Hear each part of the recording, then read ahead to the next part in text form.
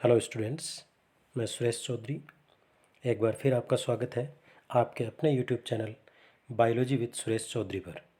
आज हम gametogenesis in human, मानव में युग्मक जनन से संबंधित जो महत्वपूर्ण वस्तुनिष्ठ प्रश्न है उनका यहाँ पर अध्ययन करेंगे।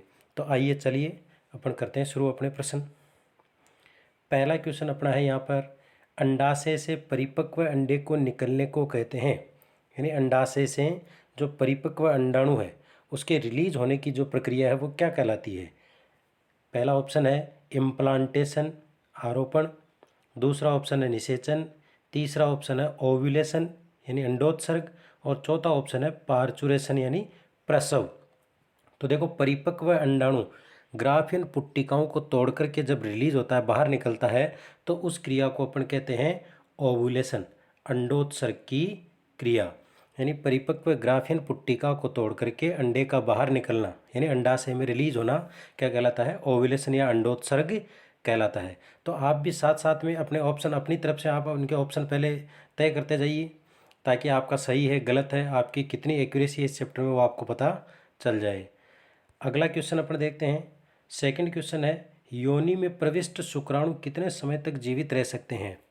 तो शुक्राणु जो है वो रिलीज करने के बाद में यानी योनि में प्रविष्ट करने के बाद में ऑप्शन यहाँ पर दे रखा है 1 से 2 दिन, दूसरा ऑप्शन है 3 से 4 दिन, और तीसरा ऑप्शन है 5 से 10 दिन, और चौथा ऑप्शन आपका 1 सप्ताह है। तो यहाँ पर आपका ऑप्शन हो जाएगा ए, 1 से 2 दिन तक जीवित रह सकते हैं स्पर्म।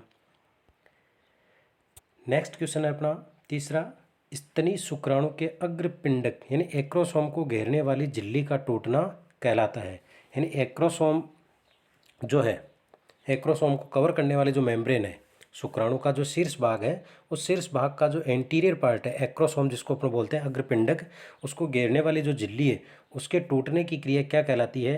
पहला ऑप्शन है सक्रियण, दूसरा ऑप्शन है आपका कैपिस्टेशन यानी योग्यतार्जन, तीसरा है एग्लूटिनेशन यानी सम्मोहन, और चौथा ऑप्शन है कोटरन। तो देखो, जब अंडाणु के संपर्क में आता है शुक्राणु तो उसका जो अग्रपिंड की जो मेम्ब्रेन है वो अपनी ही जाति के अंडाणु की उपस्थिति में टूटती है ताकि फर्टिलाइजेशन की क्रिया हो, और इस क्रिया को अपन बोलते हैं कैपिस्टेशन, योग्यतार्जन। जो ये प्रक्रिया है यानी एक्रोसोम की झिल्ली का टूटना, एक्रोसोम को घेरने वाली जो झिल्ली है उसके टूटने की क्रिया क्या कहलाती है, कैपिस्टेशन या योग्यतार्जन कहलाता है। और ये क्रिया कब होती है, जब शुक्राणु अंडाणु के संपर्क में आता है, अपनी ही जाति के अंडाणु के संपर्क में आने पर। अगला क्वेश्चन है अपना फोर्थ क्वेश्चन है, निम्न में से कौन अमर है।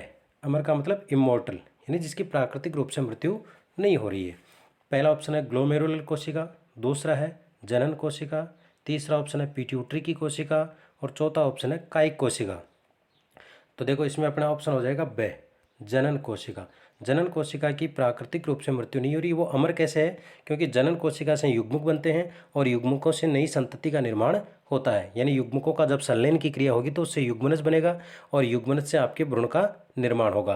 यानी जनन कोशिका जो है वो एक पीढ़ी से दूसरी पीढ़ी का निर्माण कर रही है, आगे से आगे पीढ़ियों में संचरित हो रही है, उसकी मृत्यु नहीं होती है।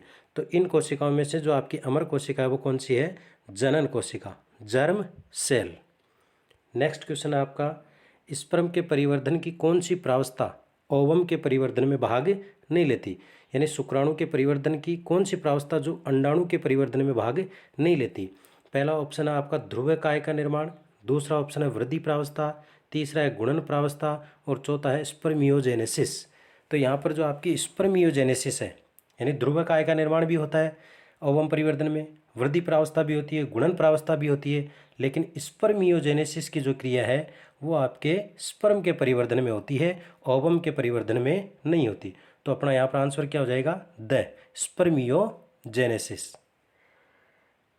अगला क्वेश्चन है अपना 6 नंबर का क्वेश्चन है, अंड जनन में होती है। तो अंड जनन में यहाँ पर प्रावस्थाएं दे रखी है, जैसे गुणन प्रावस्था, वृद्धि प्रावस्था, परिपक्वन प्रावस्था, और द है उपरोक्त सभी। तो देखो, अंड जनन की प्रक्रिया में पहली प्रावस्था होती है आपकी गुणन प्रावस्था, फिर होती है वृद्धि प्रावस्था, और उसके बाद में तीसरी प्रावस्था होती है परिपक्वन प्रावस्था। यानी अंड जनन की क्रिया में तीनों प्रावस्थाएं होती है। तो अपना आंसर क्या हो जाएगा, द उपरोक्त सभी, यानी अंड जनन की प्रक्रिया में या अंडाणु जनन की क्रिया में तीनों प्रावस्थाएं होती है। गुणन प्रावस्था, दूसरे नंबर पर वृद्धि प्रावस्था और तीसरे नंबर पर परिपक्वन प्रावस्था। तो आंसर हो जाएगा उपरोक्त सभी। नेक्स्ट क्वेश्चन है अपना, अंडाणुओं के निर्माण की क्रिया को कहते हैं, यानी अंडाणुओं के जो निर्माण की प्रक्रिया है उसे अपने क्या कहते हैं। पहला ऑप्शन है अंडजता, दूसरा है अंडजनन, तीसरा है अंड निक्षेपण और चौथा है अंडोत्सर्ग। तो देखो अंडाणुओं के निर्माण की जो क्रिया है वो कहलाती है आपकी अंडजनन। क्या कहलाती है? अंडजनन कहलाती है। 8वां क्वेश्चन है आपका, शुक्राणु की पूंछ में तंतुओं का विन्यास होता है, यानी शुक्राणु की जो टेल होती है उसमें जो फिलामेंट्स होते हैं, जो तंतु होते हैं, उनका विन्यास किस प्रकार का होता है। पहला ऑप्शन है 9 सिंगलेट प्लस 2 अंडजता, ब ऑप्शन है 9 सिंगलेट प्लस 9 डबलेट, तीसरा ऑप्शन है 9 सिंगलेट प्लस 2 डबलेट, चौथा ऑप्शन है 9 singlet plus 9 doublet plus 2 singlet. तो यहाँ पर अपना ऑप्शन होगा द 9 सिंगलेट, 9 डबलेट और 2 सिंगलेट। ये अपना क्या हो जाएगा, इसका आंसर हो जाएगा शुक्राणु की पूंछ में तंतुओं के विन्यास का। अगला क्वेश्चन है अपना, किस प्रक्रिया में ध्रुवकाय बनती है, यानी कौन सी प्रक्रिया के अंदर पोलर बॉडी यानी ध्रुवकाय बनती है। पहला ऑप्शन है पुनरुद्भवन, दूसरा है शुक्रजनन, तीसरा है अंडजनन और चौथा है निषेचन। तो देखो पोलर बॉडी या ध्रुवकाय जो है वो अंडजनन की क्रिया में बनती है, यानी अंडाणु का जब निर्माण होता है, ठीक है, oogenesis जब होता है, अंडजनन की जब क्रिया होती है तो पोलर बॉडी बनती है, ध्रुवकाय बनती है। तो अपना ऑप्शन क्या हो जाएगा, ध्रुवकाय कब बनती है, अंडजनन की क्रिया में, सही ऑप्शन। अगला क्वेश्चन है, अंडजनन में एक प्राथमिक oocyte से कितने अंडाणु बनते हैं, यानी अंडजनन की प्रक्रिया में जो प्राइमरी oocyte बनती है, प्राथमिक oocyte बनती है, उससे कितने अंडाणु बनते हैं। ऑप्शन है 1, 2, 8 या 4। तो एक प्राइमरी oocyte से कितने अंडाणु बनते हैं, एक अंडाणु बनता है। एक प्राइमरी oocyte से केवल एक ही अंडाणु बनता है। 2 प्राइमरी oocyte होगी तो 2 अंडाणु बनेंगे, 4 होगी तो 4 बनेंगे। जितनी प्राइमरी oocyte होगी उतने ही अंडाणु बनेंगे। तो यहाँ पर लिखा हुआ है एक प्राथमिक oocyte से कितने अंडाणु बनते हैं, तो एक प्राथमिक oocyte से केवल एक ही अंडाणु का निर्माण होता है। अगला क्वेश्चन है, शुक्रजनन किन कोशिकाओं में होता है, यानी शुक्रजनन का मतलब है गैमेटोजेनेसिस, यानी युग्मक का निर्माण हो रहा है शुक्राणु का। तो शुक्रजनन किन कोशिकाओं में होता है, कौन सी कोशिकाओं से शुक्रजनन प्रारंभ होता है। तो पहला ऑप्शन है सर्टोली कोशिकाओं में, दूसरा जन्निक उपकला में, तीसरा है अधिवर्षण में और चौथा है शुक्र कोशिकाओं में। तो देखो शुक्रजनन की क्रिया या गैमेटोजेनेसिस की जो प्रक्रिया है वो आपकी किससे शुरू होती है, जननिक उपकला में होती है। ऑप्शन हो जाएगा ब, जर्मिनल एपिथेलियम में, यानी जननिक उपकला में शुक्रजनन की जो है क्रिया वो शुरू होती है इन कोशिकाओं के अंदर, जननिक उपकला की कोशिकाओं में। अगला क्वेश्चन है, एक शुक्राणु में आनुवांशिक भाग होता है, यानी जो स्पर्म होता है, जो शुक्राणु होता है उसमें आनुवांशिक भाग कहाँ स्थित होता है। तो शुक्राणु के 3 भाग अपन पढ़ते हैं, सबसे ऊपर का शीर्ष भाग, फिर मध्य भाग और फिर पीछे का पूंछ। तो यहाँ पर ऑप्शन दे रखा है मध्य भाग, पूंछ, शीर्ष, दह संपूर्ण भाग में।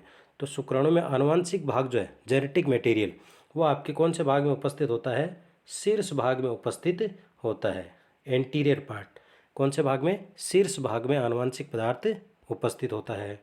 नेक्स्ट क्वेश्चन है, ध्रुवीय कोशिकाओं का निर्माण किस प्रक्रिया में होता है, यानी पोलर बॉडी का निर्माण या ध्रुवीय कोशिकाओं का निर्माण किस प्रक्रिया में होता है। ये अपन पीछे भी देख चुके। पहला ऑप्शन है अंडजनन में, दूसरा शुक्रजनन में, तीसरा है युग्मक जनन में और चौथा है शुक्राणु कायांतरण में। तो ध्रुवीय कोशिकाओं का जो निर्माण है वो आपकी कौन सी क्रिया में होता है, अंडजनन की क्रिया में होता है। oogenesis की जो क्रिया होती है, अंडजनन की जो क्रिया होती है, उसमें पोलर बॉडी का या ध्रुवीय कोशिकाओं का निर्माण होता है। धन्यवाद।